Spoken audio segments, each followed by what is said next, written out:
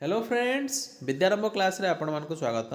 Odisha staff selection commission तरफ बहुत ही बड़ अपडेट आसिक पहुँची जाइए। तो आपण मानक गोटे नुआ नोटिफिकेशन आसी जाइए। तो देखंतु detailed advertisement for combine graduate level recruitment examination for group B and group C specialist post or services 2024 माने आपणकर सीजीएल स्पेशलिस्ट 2024 नोटिफिकेशन आसी जाइए। आपणकर रेजिस्ट्रेशन 29/11 स्टार्ट हो, लास्ट डेट हूँ 28/12। पोस्ट कौन कौन रही गोटे रही असिस्टेंट स्टैटिस्टिकल ऑफिसर 169 पोस्ट माने 169 group B post level 9। Second रही स्टैटिस्टिकल असिस्टेंट 4टी पोस्ट रही ग्रुप बी लेवल 9। तो स्टैटिस्टिकल असिस्टेंट देखो office of the labour commission Odisha under LESI department जोटा कि labour and employees state insurance department तरफ थाए। असिस्टेंट स्टैटिस्टिकल ऑफिसर जोटा रही है director of economics and statistics under planning and convergence department.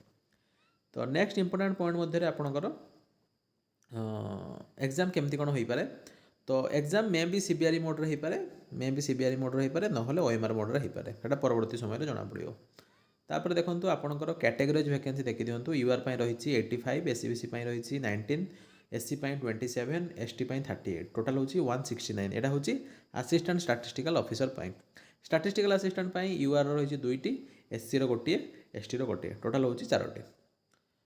Next important point मध्य आपणकर एजुकेशनल क्वालिफिकेशन। तो देखंतु एटा हूँ सीजीएल स्पेशलिस्ट पोस्ट। तो आपणकर प्रिलिमिनारी से सेम पैटर्न रहिबो। 150 मार्क जो एग्जाम हुए 150 मार्क हम quant reasoning DI current affairs एवं कंप्यूटर रहिबो। तापर मेन रे आपणकर डिफरेंट सिलेबस रही पारे, मे भी सेम सिलेबस रही पारे, कमिशन उपर डिपेंड करे। किंतु असिस्टेंट स्टैटिस्टिकल ऑफिसर सिलेबस कौन सेटा मु आपण मानकु पूर्व कहि देइथिली। टेलीग्राम चैनल मध्ये आज ही शेयर कर देइछि। जनवरी मासरे मध्ये कहि देइथिली। जनवरी ठू कहला कि आपनकर नोटिफिकेशन आसीबा को जाउछि। वैकेंसी पोजीशन मु कहि नथिली, किंतु नोटिफिकेशन आसीबो बोली मु आपन कहिथिली। तो सेठी सिलेबस क्लियरली मेंशन कर दिया जाइछि। सेटा ही मु आपन सहित टेलीग्राम चैनल शेयर कर देइछि।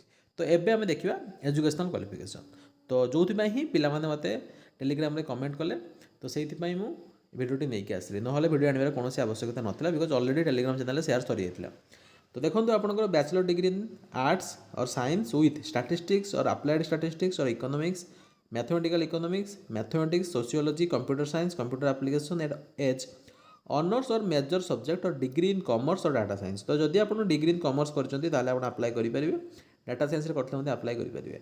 तापर जी बैचलर डिग्री इन आर्ट्स और साइंस करछंती तांको किछि किछि सब्जेक्ट पढ़िया दरकार, लाइक स्टैटिस्टिक्स रहिला कि बाकी जहाँ भी सब्जेक्ट रही से सब जब आप पढ़ी ताहले अप्लाई करेंगे। लाइक जो मैंने बीएससी आईटीएम करछंती किंबा बीएससी कंप्यूटर साइंस करछंती से माने इजीली अप्लाई करेंगे।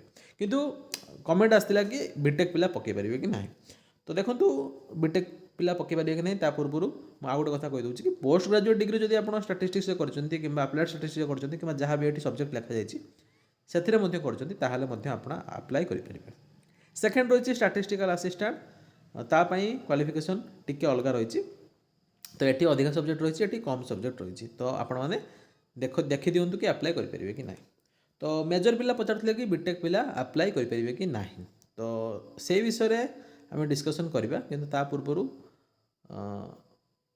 आपन को जस्ट कहीदे कि प्रिलिमिनारी एग्जामिनेशन 150 मार्क हो, 5 गुणा पिला मेन एग्जाम दिन देवे। तो टेक्निकल पेपर हूँ 200 मार्क। अच्छा, ये इंडिकेटिव सिलेबस कहुई कि परवर्ती समय दिज्व, किंतु मुझे आपण सहित अलरेडी टेलीग्राम चैनल शेयर कर देइछि। से जो लेटर थिला जनवरी मासरे से लेटरटी आपको शेयर कर देइछि। तापर आपणकर कंप्यूटर स्किल टेस्ट रहिबो। सर्टिफिकेट वेरिफिकेशन रे 1.5 टाइम्स पिला शॉर्टलिस्ट हेबे। Qualifying mark in computer skill test will be 50%। तापर एग्जामिनेशन केबे होई पारे। तो जनवरी रु मार्च मध्य हे 2025 रे, जनवरी रु मार्च मध्य हे। तो नेक्स्ट इंपोर्टेंट पॉइंट मध्य आपणकर एजुकेशनल क्वालिफिकेशन। तो से विषय जानापी आम आउ गोटे नोटिफिकेशन को जीवा जोटा कि नॉर्मली आसे ना। तो सेटा मध्य आसला थरे।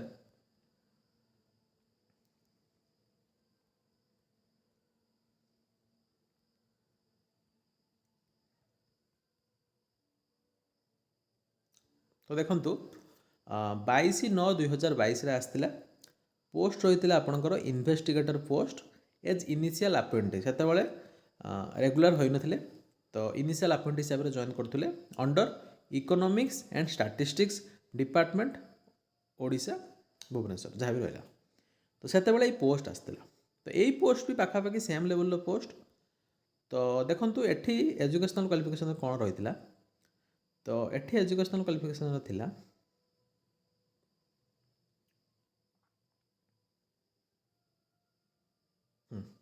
देखो ये मिनिमम एजुकेशनल क्वालिफिकेशन रही है must have passed a bachelor's degree in commerce तो कॉमर्स रे जदि आप पास कर अप्लाई करें किंबा must have passed bachelor degree in arts और science having statistics mathematics computer application physics economics applied economics agricultural economics sociology और econometrics जदि यही सब्जेक्ट आप ऑनर्स और पास किंबा इलेक्टिव लेवल पढ़ी थे ताहले आपण अप्लाई करें तापर ये देखो से नोट्रे लिखी कि जी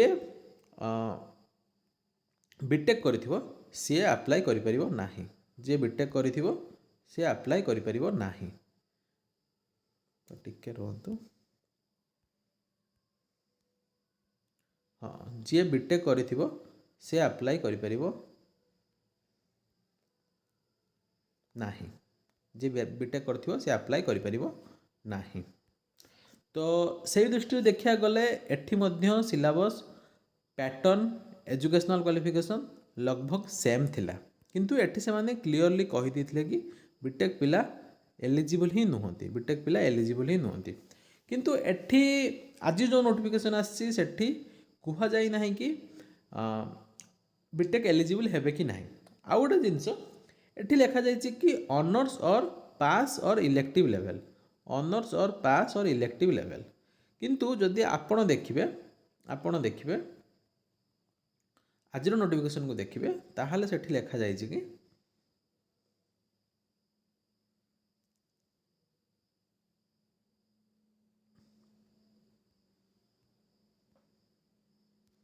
तो जदि आपण एठी देखिए एठी लिखा जाइए ऑनर्स और मेजर लिखा जाइए तो मेजर माइनर भाया वर्ड नॉर्मली इंजीनियरिंग डिग्री रे यूज करा जाए तो से एक्जाक्टली कहीहब ना कि एजुकेशनल क्वालिफिकेशन कौन रहिबो किंतु बीटेक को सुहेला भाया किसी भी वर्ड लिखा जाए ना कहीं बैचलर डिग्री इन आर्ट्स और साइंस लिखाई तमाने आर्ट्स पिला पकई पारे साइंस पिला पकई पारे कॉमर्स पिला तो क्लीयरली पकई पारे तो बाकी जदि से इक्विवेलेंट लिखि था ताहले बीटेक पिला पकई पारथांते देखो से नोटिफिकेशन रे बीटेक पिला को क्लीयरली मना कर देथिले किंतु ये नोटिफिकेशन रे बीटेक पिला को मना करा जाय नाही किंतु सुहेला भाया वर्ड भी किसी लिखा जाए ना तो ये डिपार्टमेंट टू डिपार्टमेंट भेरी करे से एग्जाम रे भी सिलेबस लगभग सेम आज जो सिलेबस आपन तो आसी नाही किंतु आपन जदि देखिबे टेलीग्राम चैनल जॉइन करिकि तो से एग्जाम रे सिलेबस भी लगभग सेम थिला प्रिलिमिनरी एग्जामिनेशन सिलेबस लगभग सेम थिला सेही भला सिलेबस थिला मेन एग्जाम रे से इकोनॉमिक्स थिला तापर आपनकर स्टैटिस्टिक्स थिला तापर आपनकर एलिमेंटरी मैथमेटिक्स थिला तापर रहितला कंप्यूटर स्किल टेस्ट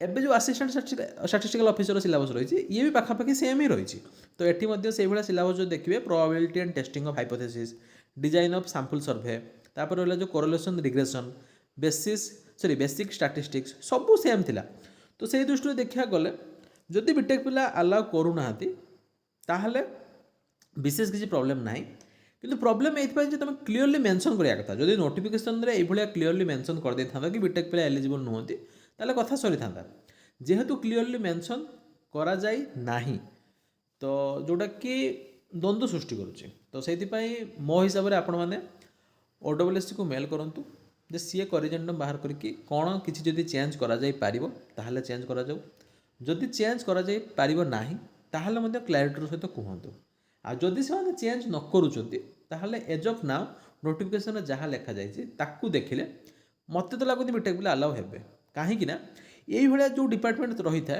ये बीटेक पिला नॉर्मली अलाउ करूना कौन पाई करूना जाना ना तो जदि आप देखिए ओपीएससी जो स्टैटिस्टिकल ऑफिसर हुए कि से भाया लेवल एग्जाम हुए सेठी मध्य अलाउ करती ना सेठी मध्य अलाउ करती ना कहीं अलाउ करना कौन अलाउ करना से विषय में जानी ना हाँ जदि आपड़ जदि ये आउ गोटे कम करेंगे डिपार्टमेंटर जदि आप देखिए एम्प्लॉय लिस्ट खोलिक देखिए खोजिले मिल तो मुझे फ्री था मुझे खोजी था तथा फिर भी ट्राए करुँच तो आप देखिए ये जो पोस्ट जो माने पूर्वर एम्प्लॉय अच्छा ତା ମଧ୍ୟରୁ ଯଦି କିଏ ବିଟେକ୍ ଗ୍ରାଜୁଏଟ୍ ଅଛନ୍ତି ତାମାନେ ପୂର୍ବରୁ ନିଆ ହେଉଥିଲା ତ ଏବେ ଆପଣ ଆପ୍ଲାଏ କରିପାରିବେ।